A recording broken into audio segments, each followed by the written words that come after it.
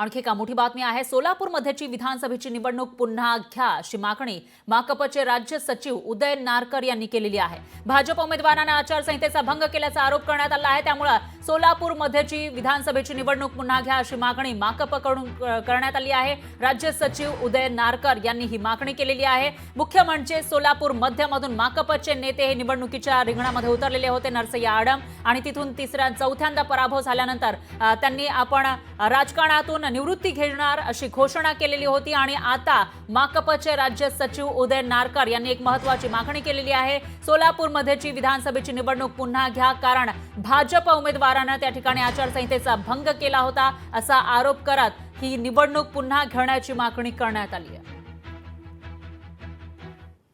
भारतीय जनता पक्ष आणि MIM या दोन्ही पक्षांच्या यंत्रणांचा हात आणि त्यांनी हे व्हायरल केल्यामुळे फार मोठं नुकसान झालेलं। ते व्हायरल केल्यामुळे लोकांची दिशाभूल झालेली आहे आणि लोकांची दिशाभूल करून लोकांना चुकीची माहिती देऊन मतदानावरती प्रभाव टाकायचं काम हे या व्हॉट्सअप मेसेजमध्ये झालेलं आहे।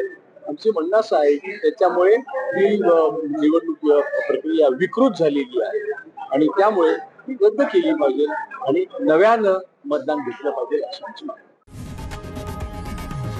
लोकशाही मराठी ऐका, पहा, जागरूक रहा।